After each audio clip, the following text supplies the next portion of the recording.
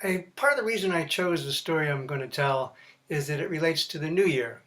And we've just entered the 2022 according to the Gregorian calendar, but the new year in this story is the Jewish New Year, Rosh Hashanah. And that's a time when we pray and hope to be entered in the book of life for another year. And I learned it 38 years ago specifically to tell one person, and that was my father, and for one specific hope, and that it might help to bring him out of a coma. And he was in his hospital, and there was bags at his bed that were filled with hundreds and hundreds of get well cards. And he hadn't yet been able to appreciate the outpouring of love that was trying to thank him for all the kindnesses that he had shown in our community. And I knew he would relate a lot to the character in this story because we'll call that character Moishe. He was a lot like my dad. He was very devout.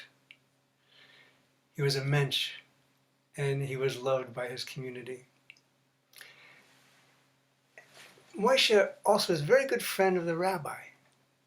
And on the eve of Rosh Hashanah, the first night of the high holidays, he would get to the synagogue early so he could have some time to spend privately with the rabbi. And this particular night, it took him longer to get to the synagogue than usual, but he got there just before the service started. And when the rabbi saw him, he went to Moishe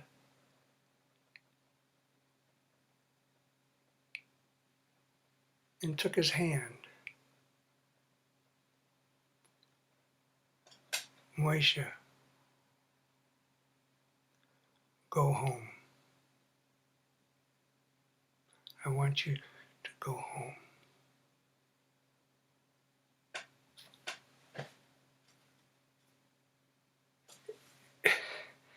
It was the first night of the high holidays to pray to be written into the book of life, and the rabbi, his friend, didn't even want him in the synagogue. He left and he walked. He ended up going by a tavern where many of his Gentile friends were celebrating the new year with a different kind of spirits. And when they saw Moishe going by, they invited him in. Hey, they loved Moishe. Come in, let's buy you a drink. And he wasn't welcome in the synagogue, so he accepted their invitation and he went in. And one of his friends bought him a drink and raised a glass, was about to toast him, and Moishe said, thank you. In my religion, when we toast, we say, L'chaim, to life. All right then, L'chaim? Moishe, L'chaim, to life. Thank you. Well, another friend wanted to buy their good friend Moishe a drink. Ordered another one, raised his glass. Moishe, L'chaim, to life! To life. Well, he was loved by his friends, one after another. They wanted to buy him a drink, and each one of them was toasting him. Moishe was not a drinking man, and it wasn't long before he was totally schnockered. And he stopped drinking because he wanted to get himself well in condition to get himself walked home, and he stopped. And when he felt well enough to go home, he started back. But meanwhile, right after the evening service was over, the rabbi rushed to Moishe's house, knocked on the door. Moishe's wife, Devorah, answered it, and the rabbi said, Devorah, how is Moishe? May I see him? Well, he hasn't come back from the synagogue yet. I thought it was him coming now. No, he left long. When he comes, let me know at any time, please. Oh, thank you, Rabbi.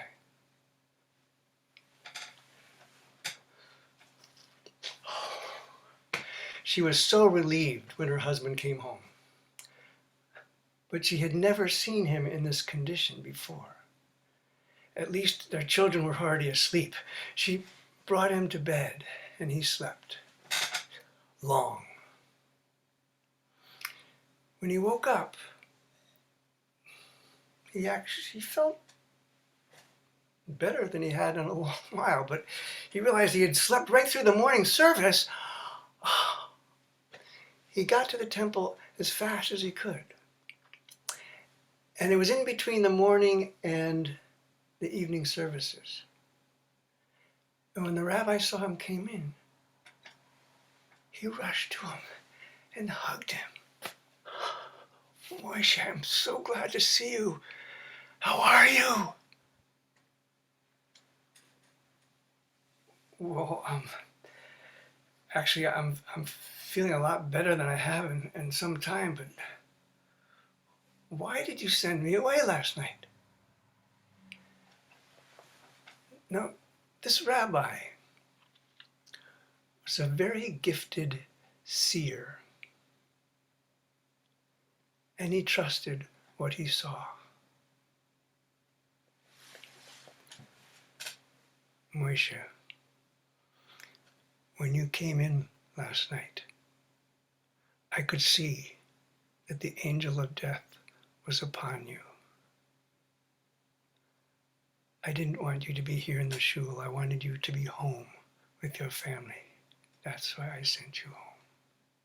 But look at you. You look so good. Where were you last night? Right after services, I went to your home, and Devorah and I were so worried. Where were you? What happened? And so Moishe told the rabbi exactly what happened, that his friends brought him in and toasted to his health, and he taught them l'chaim. And that when he left the tavern, there was a chorus of l'chaims to him.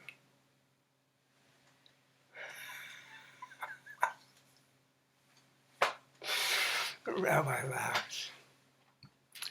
I understand. Moishe, when your friends who loved you raised a glass and toasted l'chaim, and you accepted that, you chose life. And each one of those toasts, l'chaim, to life, was a toast of kindness for all of your kindness. And that hail chorus of l'chaims had a tremendous power. So much power that the angel of death didn't have a prayer. But Moishe, we have a prayer to be written in the book of life for another year. So come, please join with me and help us pray.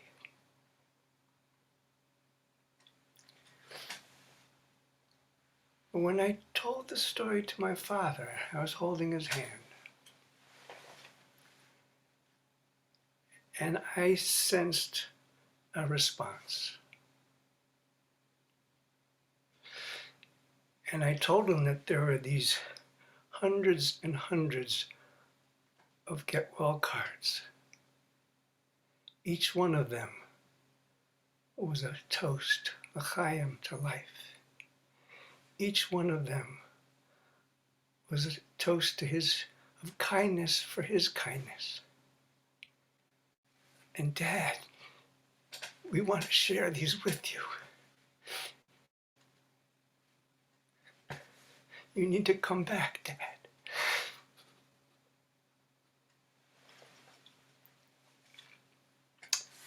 And he came back for a while. Long enough that we could share all those expressions of gratitude for his kindness.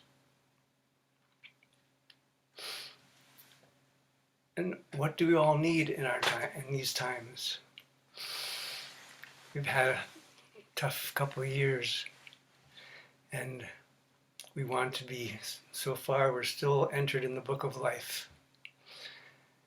Well, let us celebrate that and take all the kindnesses we can give and receive. And please join me in a toast. L'chaim.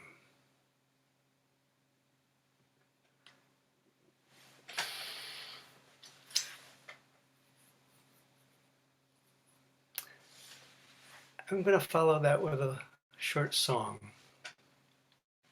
It's got 3 verses, and they're about what nature can offer us, and especially during our trying times, and how the restorative powers that we can plug into to help us on our journeys. It's written by John Fromer. It has a very simple words and a lot of beautiful images, so I'm going to invite you to sing along and to sign along with me.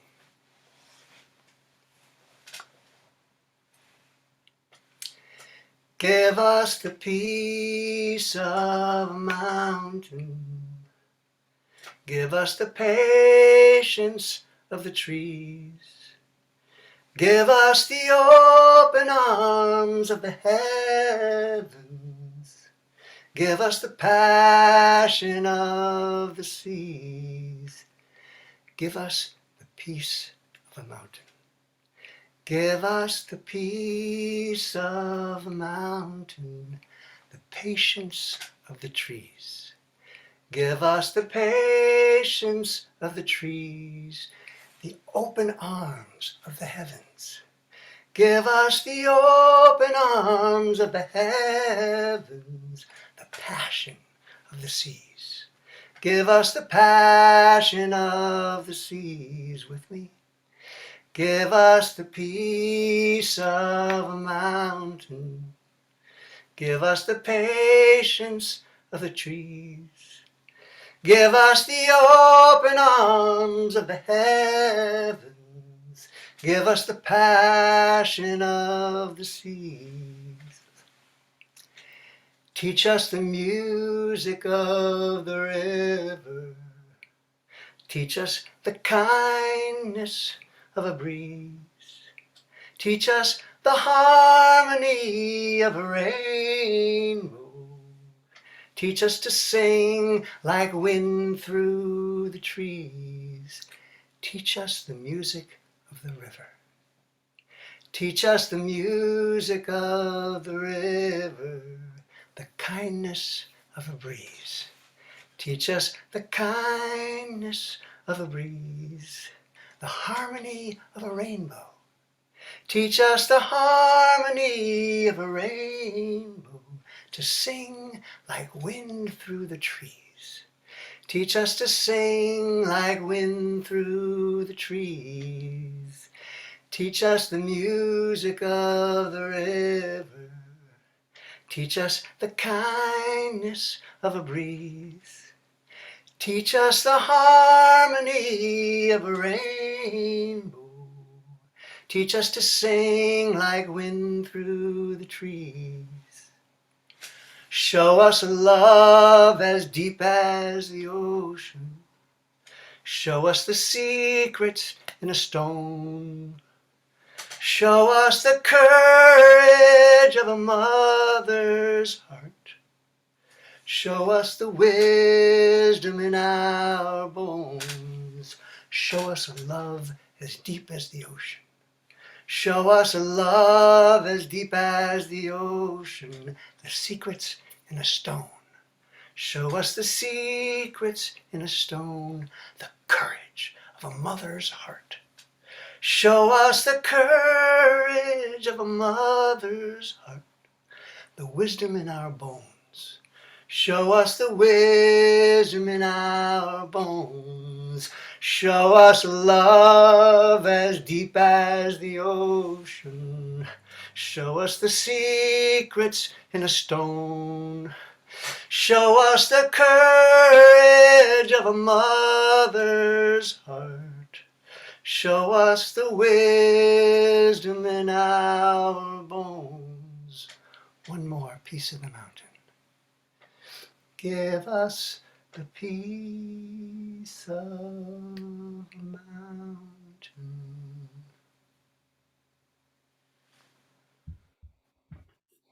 So when you need it, all those elements of nature are there for us to plug in to help ourselves get grounded and refreshed as we go on into our new year, the new book of life. So one more time, will you join me, raise a glass and say,